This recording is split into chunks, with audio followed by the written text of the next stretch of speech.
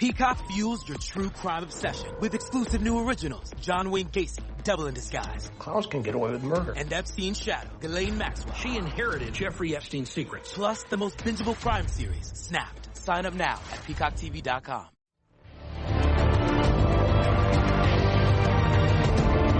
This is CBS Eye on the World. I'm John Baxter, Professor Richard Epstein of the Hoover Institution, and he teaches law at the University of Chicago and NYU. And over the years, Richard and I have enjoyed observing Supreme Court decisions in terms of the politics of the moment.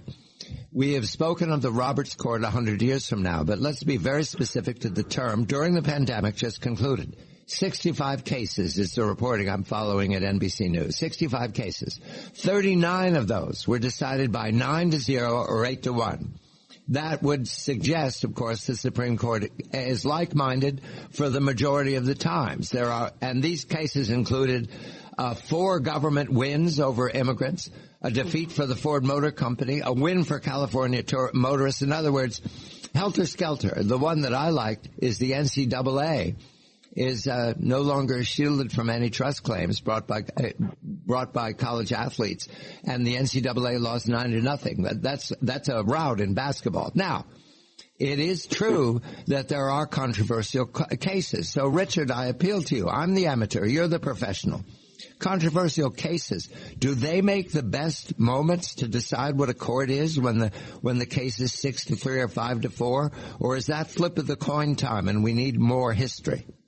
No, look, I think, in fact, it's a legitimate type of concern. The cases that you're talking about are going to come out the same way because pretty much there is no political voltage associated with it.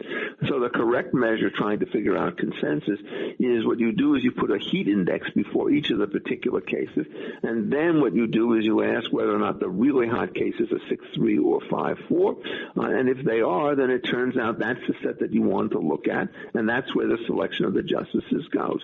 This is the way the political system does it. There's no question when somebody comes forward and you're going to ask them what's going on, you're going to get the following response. We care about campaign financing and First Amendment freedoms, and that's a big issue. We care about abortion and the various elements that go with that. We care about affirmative action and all the things that start happening with that. We care about religious freedom and the things that are happening about that.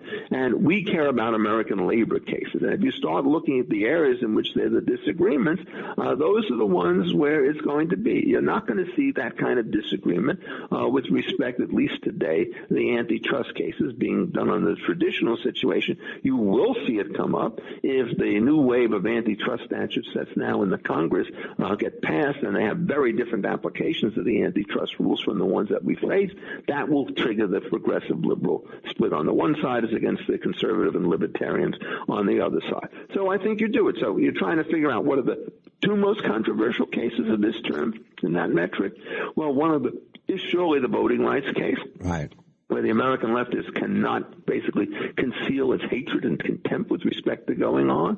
And the second, a little bit less controversial but very important, is the case having to do with the question in Cedar Point as to whether or not union representatives have a right to stay on employer properties for the purposes of organization, where it was again 6-3 saying that they did not.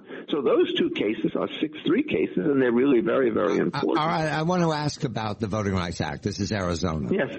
Because I recall, I'm old enough to remember when Citizens United was the hot button to do with voting. I think it was as recent as 2010. It was the Roberts Court. And we were told the end of the solar system, not really the planet, the end of the solar system until that was corrected. It involved the President of the United States wagging his finger at the Supreme Court. What happened to it, Richard? Where did it go? Is it out of fashion? I mean, look, no, it turns out that it was the majority had a very strong opinion. It was Justice Scalia, the guy who messed up other cases, wrote a particularly good concurrence, and Justice Kennedy, I think, wrote the majority opinion. The point about political speech, and I wrote this some years ago, is most corporations have no desire to engage in it. Right. The reason is that if you say something that's particularly controversial, the people who agree with you won't flock to your products. But if you say something that's controversial, the people who disagree with you will flock to somebody else's products and organize boycotts. I'm observing how that used to be the fashion of the argument.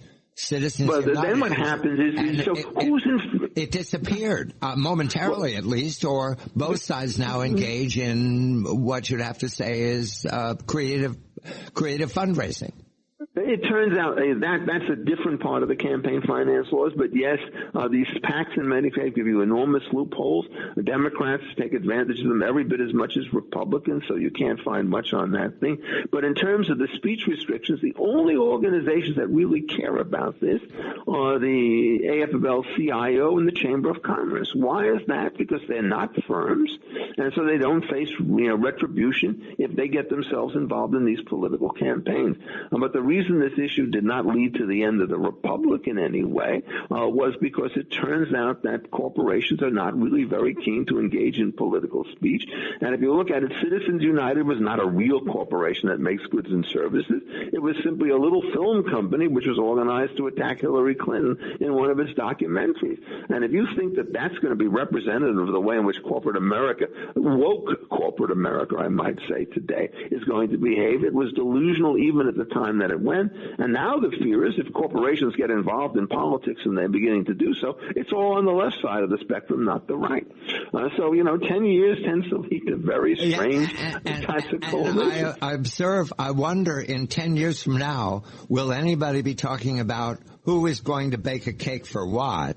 And will anybody be talking about the voting rights in a state in the southwest of the United States? In other words, are these cases important because it's fashion, or are these cases important because it defines the Roberts Court? We have a couple of... Well, let me just take them in order. If you start looking at the Arizona case... We have 2 minutes, Richard. Okay, so there were two provisions that were involved. One of them talked about voting harvesting by somebody going out and collecting votes, and the other talked about voting in the wrong precinct. The wrong precinct issue is just not a big issue because it happens maybe one time in 100, and they're slightly different rates. So what the dissent said is this is a disparate impact because it's the difference between 0.05 and 1%. A more accurate way of looking at it is on the other side by saying it's 99 versus 99.5%. That's the kind of reliability you never want to challenge in these situations. And then the Voting Rights Act, when it talks about the totality of circumstances, presumably leaves some room to take into account anti-fraud devices. And if you have multiple legal ways in which you could harvest and collect votes without going to the polls, why do you want to let the most suspect ways start to take place? And so I thought Justice Alito had clearly the better of the argument on that case than the other one. Now, the religious freedom case, I think that's got more legs associated with it. There's a huge split between the conservatives who say, please leave us alone to run our own businesses, and the liberals who say, the moment you put up a shingle that you're open to the public, you have to serve us in exactly the way that we want. That issue is not going to go away in my judgment. And in fact, poor Jack Phillips continues to be assaulted. My position remains clear on that case. If you don't like the way Mr. Phillips do business, go down the block 100 yards and get your cake from somewhere else. Don't beat the man up to a pulp and force him out of business by making him choose between his religious conscience on the one hand and the ability to conduct an ordinary business on another. He's not a common carrier, and so for heaven's sake, since you have a multiple of other choices, don't do it. The left really takes after that issue because they believe anybody who does anything in the public space gets no protection from whatever laws they wish to impose upon them. We will continue our conversation about the Roberts Court. 100 years from now, how will history remember the Roberts Court? Is it conservative? Is it not conservative? Is it confused? Is Mr. Roberts a chameleon? All these questions will be raised over the next 100 years. It's great fun to talk to Richard about it. Professor Richard Epstein of the Hoover Institution. This is CBS Eye on the World. I'm John Batchelor. You're listening to CBS Eye on the World with John Batchelor.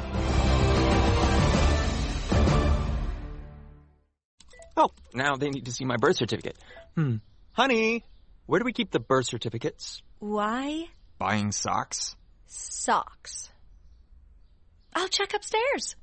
It's easy to be unsafe online. You're the best. Now it's easy to help protect yourself. Norton 360 with LifeLock gives you device security, a VPN for online privacy, and identity theft protection. All in one. Opt in to cyber safety. Save 25% or more off your first year at norton.com/news.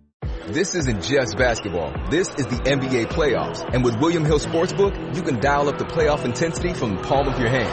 Just download the William Hill mobile app and your first bet of up to $500 is risk-free using promo code RadioRF. New users only. Must be 21 years or older and present in Virginia to bet. Paid and free bets. Terms and conditions apply. Gambling problem? Call, text, or chat our confidential and toll-free helplines at 1-888-532-3500. William Hill Sportsbook. Proud partner of the NBA. Let's make it interesting.